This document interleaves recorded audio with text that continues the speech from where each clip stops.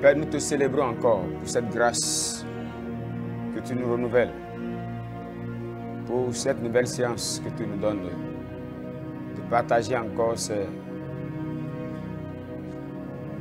précieux moment dans ta présence. Merci d'être là encore, merci de nous aider.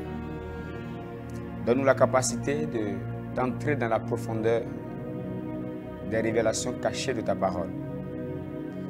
Par le précieux Saint-Esprit, merci de nous aider. Au nom de Jésus-Christ. Amen. Shalom, bien-aimés dans le Seigneur, chers fidèles téléspectateurs. Nous sommes encore dans cette émission de méditation pour encore parler du Saint-Esprit. Dans le numéro précédent, nous avons eu à parler de pourquoi, de la solution d'ailleurs de Dieu pour ces temps de la fin.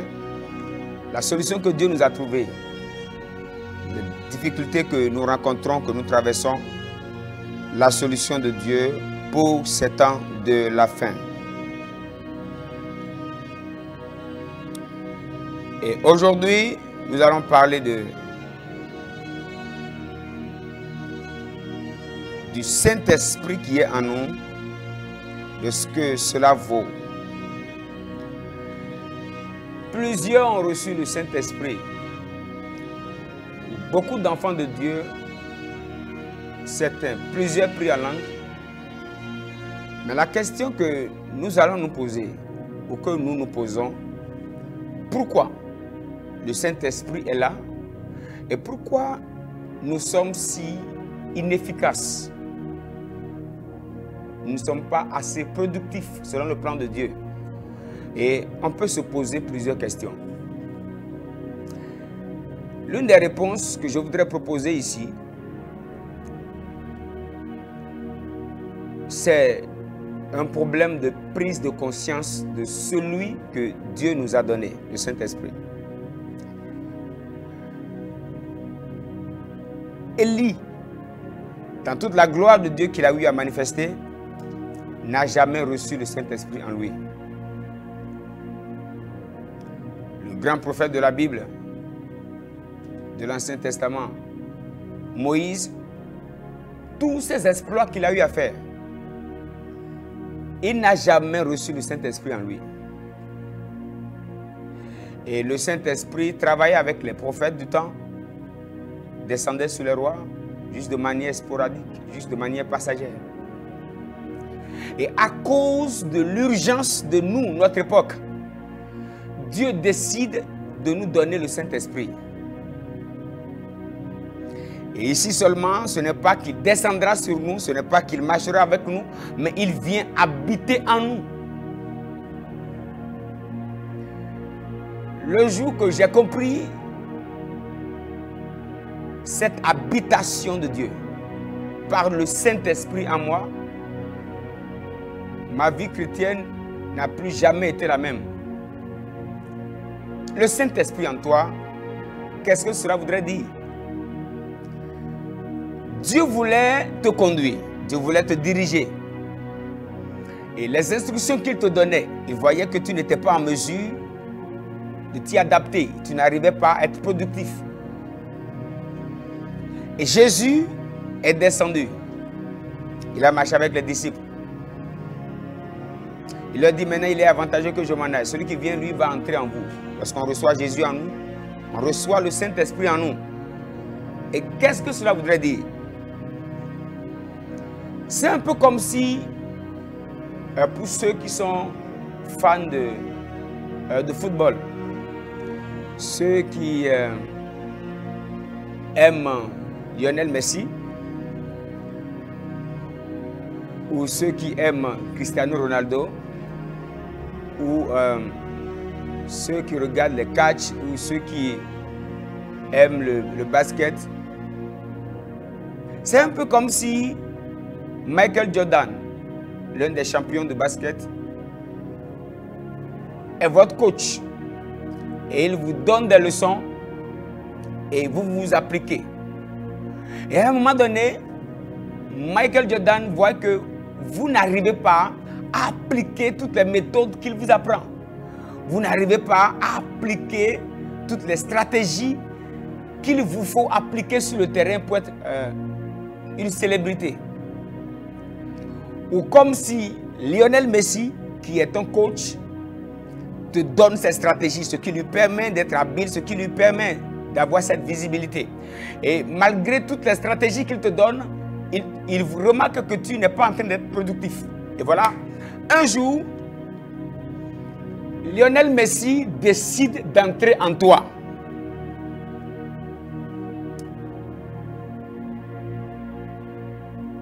Michael Jordan décide d'entrer en toi. C'est pourquoi Paul pouvait dire, si je vis, ce n'est plus moi qui vis, mais c'est le Christ qui vit en moi. Désormais, si j'ai Cristiano Ronaldo en moi, si j'ai Lionel Messi en moi, ou d'autres célébrités de football,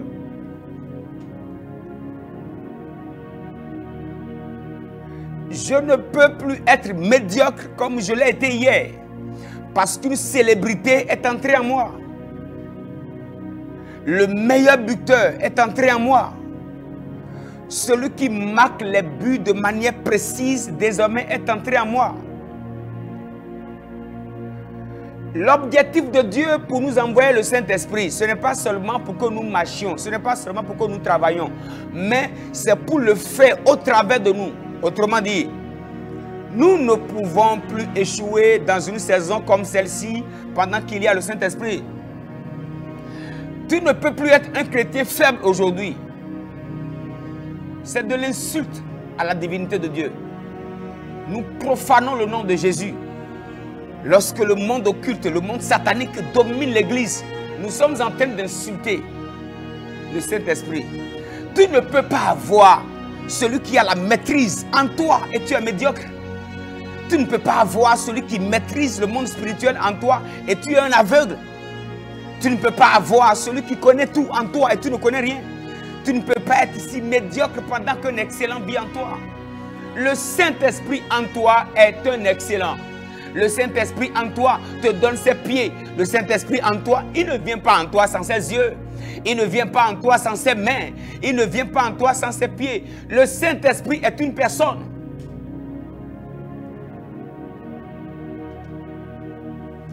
Je me suis posé la question de savoir qui a enseigné. Celui qui a écrit Genèse, Exode, Lévitique, Nombre, Deutéronome. Voilà. Il s'agit bien de Moïse. Ok. Où était Moïse pendant que toute la création était faite? Moïse n'était pas là. Qui était là et qui a raconté l'histoire de manière précise, de manière distincte à Moïse? Pour que Moïse soit en mesure de donner des détails de si précieux. En collaboration avec le Saint-Esprit, Moïse peut donner des détails, des choses qui ont été faites quand il n'était même pas né. Maintenant, ce glorieux Saint-Esprit habite en toi. Tu ne peux pas être un aveugle pendant que le Saint-Esprit qui voit toute la terre est en toi. Tu ne peux pas être un médiocre pendant que le Saint-Esprit est en toi. Tu ne peux pas être faible pendant que ce précieux Saint-Esprit, ce glorieux Saint-Esprit est en toi. Celui qui est en toi est plus grand, est tellement grand que tu n'as pas le droit d'être médiocre.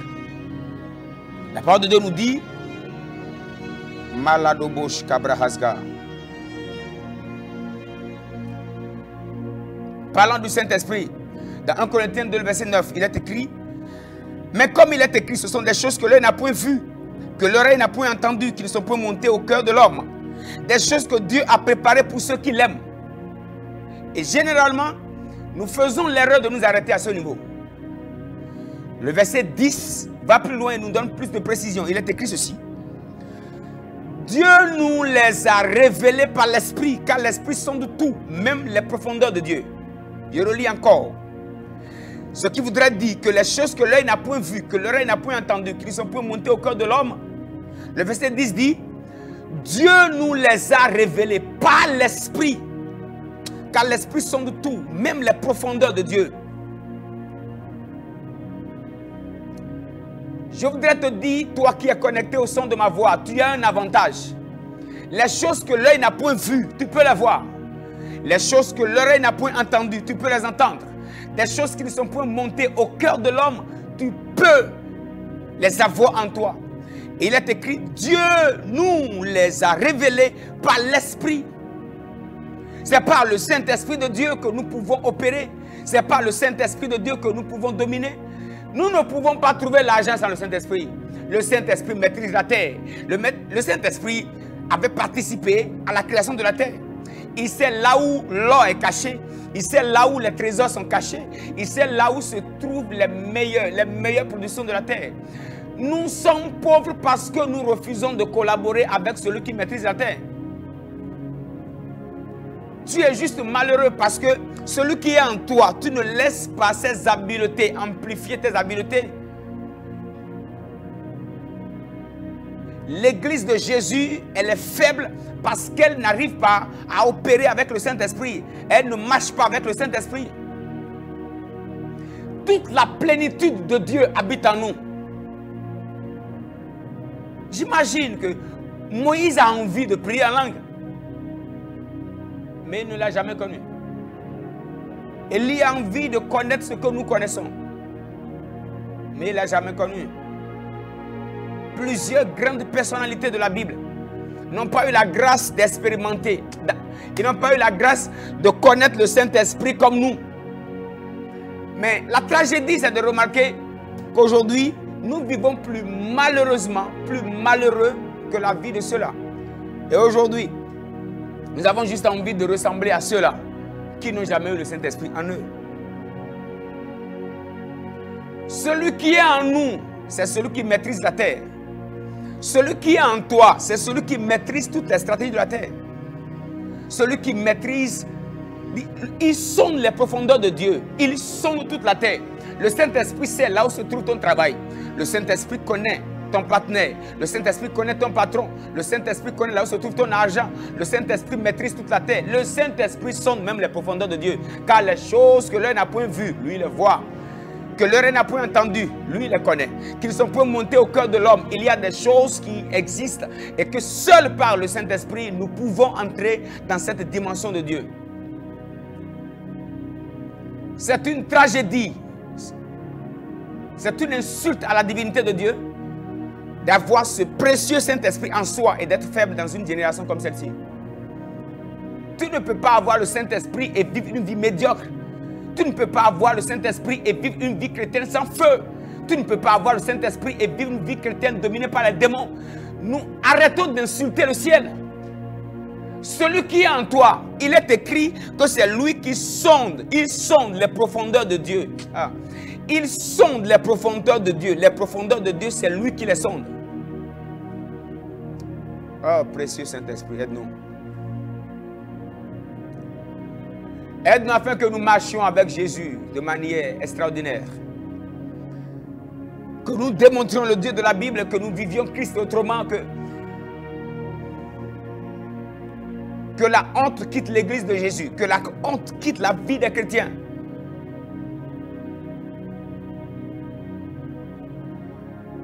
Seigneur, donne-nous la force. Saint-Esprit, déclenche-nous. Bouge en nous. Afin que nous révélions à ce monde que Jésus n'est pas mort en vain. Que nous révélions à ce monde que le Saint-Esprit n'est pas descendu en vain. Précieux Saint-Esprit, pour la vie de quiconque connecté au son de ma voix, je te prie au nom de Jésus-Christ. Car Jésus a dit que quand tu viendras, tu nous enseigneras toutes choses. Parce que tu connais tout. Je prie pour ma vie et pour celui qui est connecté au son de ma voix. Par le biais de cette télévision. Je prie maintenant. Saint-Esprit de Dieu, révèle-toi à chacun. Ouvre nos yeux sur les réalités que nous devrions connaître avec Christ. Nous ne voulons pas aller au ciel comme étant des échecs sur la terre. Aide-nous, Seigneur, afin que nous te découvrions chaque jour. Que nous manifestons le surnaturel. Que nous démontrions à tout le monde combien Christ est grand, puissant. Que nous révélions à ce monde, afin que ceux qui pensent avoir la puissance avec Satan. Qu'ils connaissent qu'en Christ Jésus, par le Saint-Esprit, nous avons toute la puissance de Dieu. Aide-nous, Seigneur, afin que nous arrêtions de porter injure à ta personnalité, à ta puissance que tu nous as donnée. Aide-nous, précieux Saint-Esprit, chaque jour. Merci, Seigneur, au nom précieux de Jésus-Christ de Nazareth. Amen. On se revoit pour parler des effets de la puissance du Saint-Esprit. Au numéro prochain, shalom à vous. Que Dieu nous bénisse. Amen.